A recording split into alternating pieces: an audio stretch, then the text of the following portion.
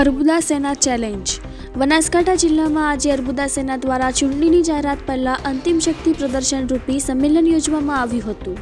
આ સંમેલનમાં વિશાળ સંખ્યામાં લોકો ઉમટી પડ્યા હતા અને આગામી ચૂંટણી પહેલા વિપુલ ચૌધરીને મુક્ત કરવાની એક સાથે માંગ સાથે સભામાં કોંગ્રેસના ધારાસભ્ય શિવાભાઈ ભુરિયાએ ભાજપ વિરોધી મતદાન કરવા સંકલ્પ લેવડાવ્યા હતા। ગુજરાતમાં વિધાનસભાની ચૂંટણીની જાહેરાત થાય તે પહેલા રાજકીય ગરમી તેની સરજમીન પર પહોંચી ગઈ છે। આ રાજકીય ગરમી વચ્ચે અર્બુદા સેના અલગ અલગ જગ્યા પર સંમેલન યોજવામાં આવી રહ્યા છે।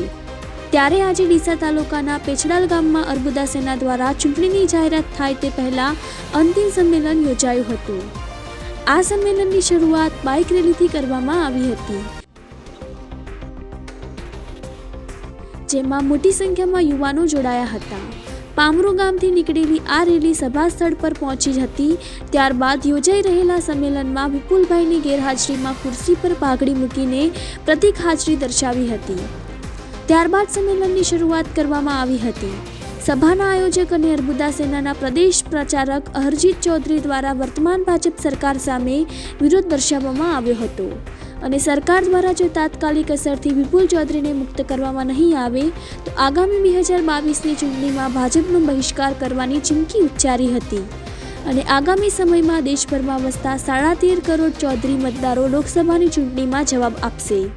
બનાસકાંઠા ડિસ્ટ્રિક્ટના ડીસા તાલુકાના પેછડાલ ગામે અર્બુદા સેનાનું મહાસંમેલન થઈ રહેવા જઈ રહ્યું છે। ત્યારે અમારો સમાજ આંધણા ચૌધરી સમાજ એક છાપરે એકઠો થાય છે અને ગુજરાતભરમાં 32 સીટો ઉપર ઉત્તર ગુજરાતના વિસ્તારોમાં 32 વિધાનસભા ક્ષેત્રોમાં જ્યારે આંધણા સમાજ એકત્ર થઈ રહ્યો છે ત્યારે આવા સંમેલન અમે 91 પૂરા કર્યા છીએ અને હવે અમારી લડાઈ ગુજરાત સરકાર સામે છે કે અમારા ચૌધરી સમાજના આગેવાન વિપુલભાઈ ચૌધરી જેવા આગેવાનને વગર વોરંટ આ ભાઈ અને આ ભાઈની સરકાર ગોપા પાવળિયાની સરકાર જ્યારે વિપુલભાઈ જેવા આગેવાનને ઉપાડી જાય અડધી રાતના અને સવારે અમને ખબર પડે કે અમારા વિપુલભાઈ ચૌધરીને ક્યાં લઈ ગયા છે પોલીસ સ્ટેશન, પછી ખબર પડે જો અડધી રાતની અટકાયત કરે કાં તો કિડનેપિંગ કર્યું એ કોઈ અમારા ચૌધરી સમાજના કોઈને ખબર તો આખો સમાજ આખી અર્બુદા સેના આખી રાત દોડી અને સવારે મેસેજ મળ્યા 10:30 કે ચૌધરી વિપુલભાઈને ઉપાડી લીધા છે।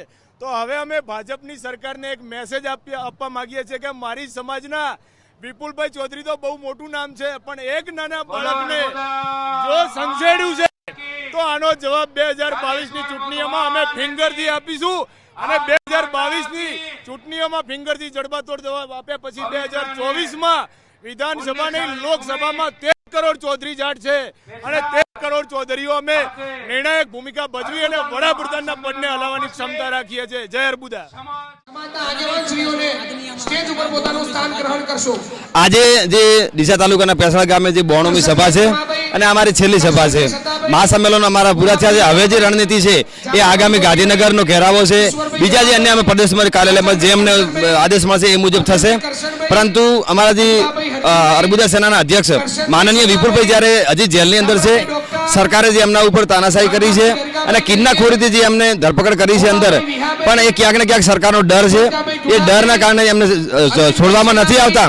પરંતુ અર્બુદા સેના એટલી વિશાળ અને વિકરાળ બની ગઈ છે કે કોઈ પણ ભોગે અમારા જે લીડર છે એને બહાર કાઢવા માટે આવનારી 2022ની વિધાનસભાની ચૂંટણીની અંદર અર્બુદા સેના શું છે સરકારને એના દર્શન થઈ જશે અને અમારા વિપુલભાઈને બહાર લાવવા માટે અમે આવી સભા 92 સભા જો કરી શકતા હોઈએ તો આગામી જો શું કરી શકતા હોઈએ એની પર કલ્પના પણ આપ કરી શકો છો। ભાવેશભાઈ ચૌધરી, મહામંત્રી, બનાસકાંઠા અર્બુદા સેના। આજે અર્બુદા સેનાનું 92મું મહાસંમેલન યોજાઈ રહ્યું છે।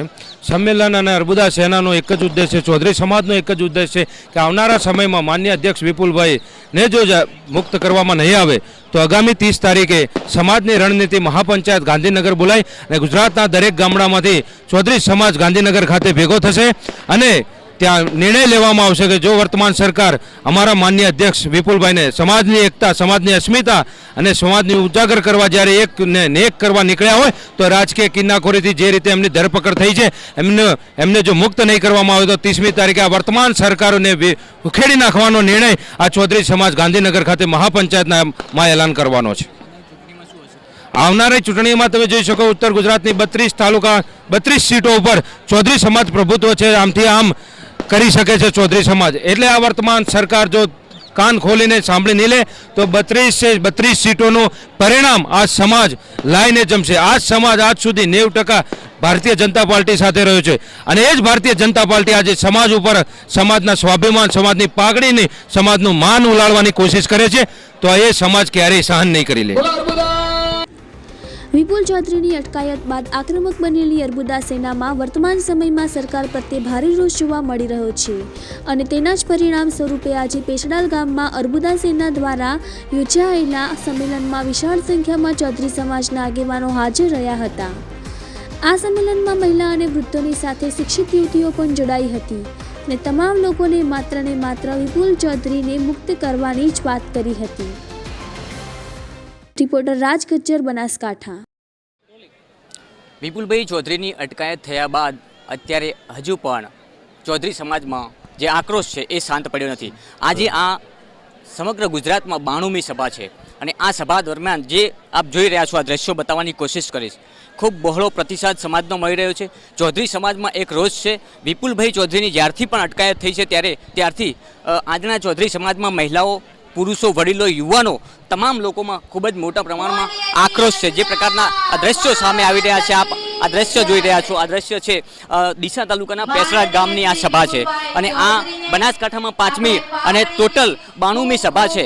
આપ જે પ્રકારના દ્રશ્યો સામે આવી રહ્યા છે, સામે 2022ની ઇલેક્શન ચૂંટણી આવી રહી છે ત્યારે સમગ્ર સમાજ, આજે ચૌધરી સમાજ ખૂબ ઊંચા પ્રમાણમાં, ખૂબ મોટા પ્રમાણમાં રોષ છે. આ પાછળના જે દ્રશ્યો જોઈ રહ્યા છો, અહીંયા વિપુલભાઈ ચૌધરી જેલમાં હોવા છતાં અહીંયા પોતાની પાઘડી મૂકીને અહીંયા સભાનું આયોજન કરવામાં આવે છે. જે પ્રકારના આ સામે જે દ્રશ્યો બતાવવાની કોશિશ કરીશ કે જ્યારે વિપુલભાઈ ચૌધરીની ધરપકડ કરવામાં આવી છે ત્યારે સામે એમની પાઘડી સિંહાસન ઉપર રાખીને પણ એમની સભાઓ ગજવવામાં આવે છે. સભાઓમાં અનેક સ્થાનિક જે નેતાઓ છે ચૌધરી સમાજના, અનેક આગેવાનો પણ ઉપસ્થિત રહીને મોટા પ્રમાણમાં જ્યારે આ આક્રોશ છે ત્યારે આવનારી સમયમાં ચોક્કસથી વિધાનસભાની ચૂંટણીમાં મોટા પ્રમાણમાં અસર થાય તો નવાય નહીં.